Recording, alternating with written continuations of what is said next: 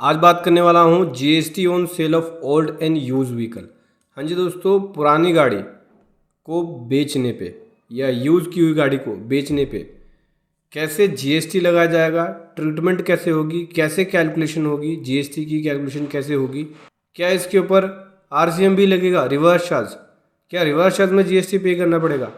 बहुत कुछ सीखने को आपको मिलेगा इस वीडियो के अंदर, डिटेल में समझेंगे स्टेप बाय स्टेप। उससे पहले बताना चाहूँगा, जो भी भाई बंधु मेरे चैनल पर पहली बार हैं, इस वीडियो को पहली बार देख रहे हैं, जिन्होंने अभी तक सब्सक्राइब नहीं किया सब्सक्राइब कर लीजिए, साथ ही साथ बेल आइकन पे भी क्लिक कर लीजिए ताकि इस तरह का कंटेंट आपको मिलता रहे। चलो दोस्तों, सबसे पहले बात कर लेते हैं जीएसटी रेट के बारे में। इसके लिए आप नोटिफिकेशन नंबर 8/2018 को देख सकते हैं, जहाँ पे गवर्नमेंट ने जीएसटी रेट 18% कर दिया। 18% किसके लिए? जो ओल्ड और यूज गाड़ी है, पेट्रोल लिक्विफाइड पेट्रोलियम गैस की, एलपीजी गैस की, कंप्रेस्ड नेचुरल गैस या सीएनजी गैस की, ठीक है, जिसकी इंजन कैपेसिटी 1200 सीसी है या उससे ज़्यादा और लेंथ 4000 mm की है, उसके ऊपर 18% जीएसटी लगेगा। दूसरा, 18% जीएसटी लगेगा उस पुरानी गाड़ी या यूज़ गाड़ी के ऊपर जो डीजल की हैं और जिसकी इंजन कैपेसिटी 1500 सीसी की है या उससे ज़्यादा और जिसकी लेंथ 4000 mm की है, उसके ऊपर 18% जीएसटी। फिर तीसरा, 18% जीएसटी लगेगा उन सभी मोटर व्हीकल के ऊपर जिनकी इंजन कैपेसिटी 1500 सीसी है, ठीक है, मतलब 1500 सीसी से ज़्यादा है, एक्सीड करती है, तो उसके ऊपर भी 18% का जीएसटी लगेगा। इसमें ज़्यादातर एसयूवी व्हीकल्स आते हैं, जिसको स्पोर्ट यूटिलिटी व्हीकल्स बोलते हैं। उसके बाद 12% जीएसटी लगेगा उन सभी ओल्ड और यूज व्हीकल के ऊपर। 12% जीएसटी किस पे लगेगा? इन गाड़ियों के अलावा कोई गाड़ी होती है तो उसके ऊपर 12% का जीएसटी लगेगा, मतलब 1 से लेकर 3 तक जो मैंने बताया अभी सीरियल नंबर में। इसके अलावा कोई और गाड़ी होती है तो उस केस में 12% जीएसटी लगेगा। मतलब यहाँ पे जीएसटी रेट जो है गाड़ी की इंजन कैपेसिटी के हिसाब से और लेंथ के हिसाब से, पेट्रोल की है, डीजल की है, सीएनजी है, एलपीजी की है, उसके हिसाब से, ठीक है ना।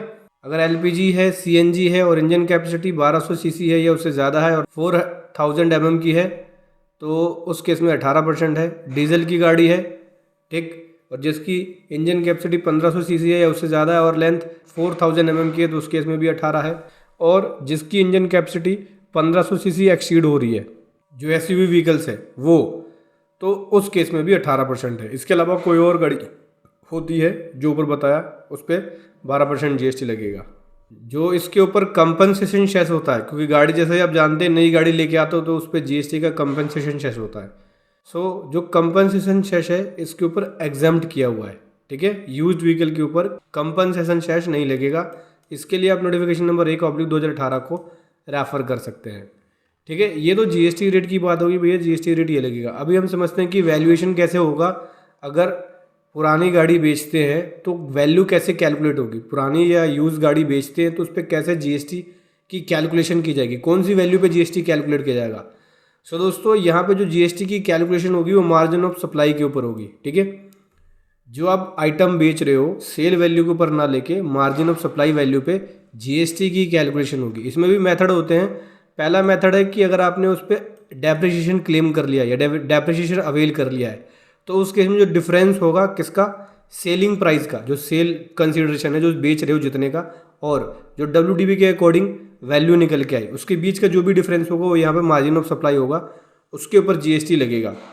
एग्जाम्पल के लिए मान के चलो कि आप सेल कर रहे हो 100 रुपये का, लेकिन डब्ल्यूडीबी के अकॉर्डिंग जो एसेट की वैल्यू है वो 80 रुपये है, तो इसके बीच डिफरेंस कितना आ गया, 20 रुपीज़। तो 20 रुपीज़ यहाँ पे मार्जिन ऑफ सप्लाई है और 20 रुपीज़ के ऊपर जीएसटी अप्लाई होगा।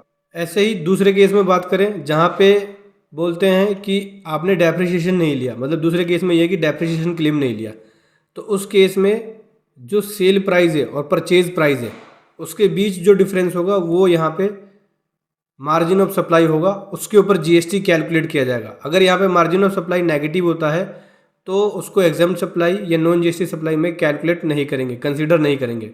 जीएसटी के अंदर एग्जाम्प्ट सप्लाई या नॉन जीएसटी सप्लाई में कंसीडर नहीं करेंगे और इसके ऊपर आईटीसी की रिवर्सल की रिक्वायरमेंट भी नहीं होगी 42 और 43 के अंदर, ठीक है। तो दो केस हो गया, पहला केस जिसमें डेप्रिसिएशन आपने क्लेम किया, दूसरा केस आपने जिसमें डेप्रिसिएशन क्लेम नहीं किया।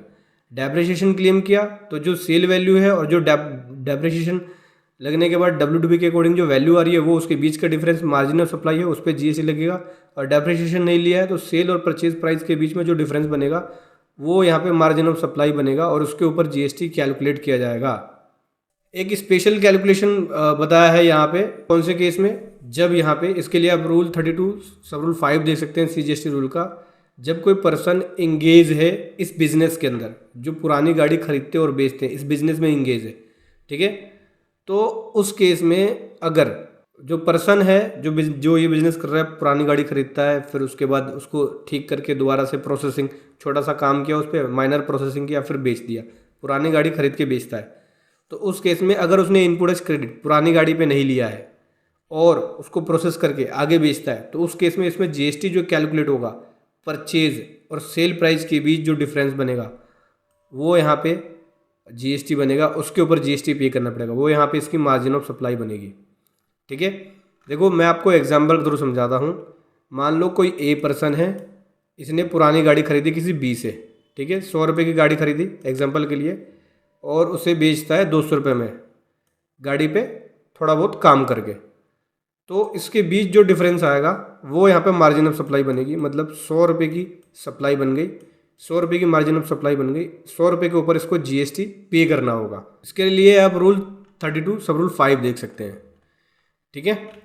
उसके बाद बात करें, अगर यहाँ पे यूज्ड व्हीकल या ओल्ड व्हीकल सप्लाई किया जाता है गवर्नमेंट को, ये गवर्नमेंट के द्वारा सप्लाई किया जाता है, मतलब पुरानी गाड़ियाँ गवर्नमेंट बेच रही है किसी डीलर को, बाहर के लोग हैं जो खरीद रहे हैं, उसको रिपेयर करके आगे बेचेंगे या जो मर्जी करेंगे।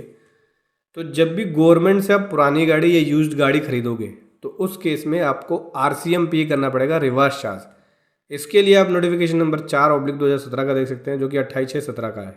गवर्नमेंट को सप्लाई की जाती है अनरजिस्टर्ड पर्सन के द्वारा व्हीकल, ओल्ड व्हीकल या यूज्ड व्हीकल, तो उस केस में गवर्नमेंट को GST रजिस्ट्रेशन लेना पड़ेगा और उसके अकॉर्डिंग GST पे करना पड़ेगा RCM बेसिस पे। उसके बाद बात करें, अगर पुरानी गाड़ी को स्क्रैप में बेचा जाता है तो क्या उस पर भी GST पे करना होगा? बिल्कुल दोस्तों, आप इसके लिए एडवांस रूलिंग आई थी महाराष्ट्र की, वो देख सकते हैं। उसमें साफ साफ बोला है कि अगर पुरानी गाड़ी बेची जाती है स्क्रैप के रूप में तो उस केस में भी GST पे करना पड़ेगा। जो ऊपर एप्लीकेबल रेट बताया कि इस रेट के अकॉर्डिंग GST कैलकुलेट होगा। तो समझ गए, बहुत ही साधारण लैंग्वेज में बताया मैंने आपको। एक ब्रीफ में मैं आपको डिटेल समझा देता हूँ कि देखो GST रेट जो है वो गाड़ी की इंजन कैपेसिटी के ऊपर डिपेंड करेगा कि 12 लगना है या 18 लगना है। अगर इन 3 कैटेगरी में फॉल करता है तो 18%, नीचे वाली कैटेगरी 4 में फॉल करता है तो 12%। ठीक है, रेट का समझ में आ गया। अब समझते हैं कैलकुलेशन कैसे होगी। अगर डेप्रिसिएशन लिया है तो जो सेल वैल्यू है और WDV के अकॉर्डिंग जो वैल्यू है उसके बीच का डिफरेंस जो भी आएगा उस पर GST पे करना पड़ेगा। डेप्रिसिएशन नहीं लिया है तो जो सेल और परचेज प्राइस के बीच में डिफरेंस आएगा उसके ऊपर GST पे करना होगा। पुरानी गाड़ी खरीद के बेचने का बिजनेस करते हैं, पुरानी गाड़ी जो खरीदा है उसके ऊपर ITC क्लेम नहीं किया है तो उस केस में सेल परचेज के बीच का जो डिफरेंस होगा उस पर GST पे करना पड़ेगा। गवर्नमेंट आपको गाड़ी देती है और आप GST में रजिस्टर्ड हैं तो उस केस में RCM आपको पे करना पड़ेगा अगर गवर्नमेंट से पुरानी गाड़ी खरीदते हो तो। और अगर आप गवर्नमेंट को पुरानी गाड़ी सप्लाई कर रहे हो तो वहाँ पे गवर्नमेंट की रिक्वायरमेंट होगी कि वो GST में रजिस्ट्रेशन ले और उसके ऊपर GST पे करे। पुरानी गाड़ी बेचते हैं स्क्रैप के रूप में तो उस केस में भी आपको GST पे करना होगा, जो एप्लीकेबल रेट है उसके अकॉर्डिंग सेल वैल्यू पे पे होगा। यहाँ पे समझ गए दोस्तों कैसे यहाँ पे GST लगेगा पुरानी गाड़ी पे या यूज़ की हुई गाड़ी को बेचने पे। वीडियो कैसी लगी ज़रूर बताएं। Thank you so much. जय हिंद, वंदे मातरम।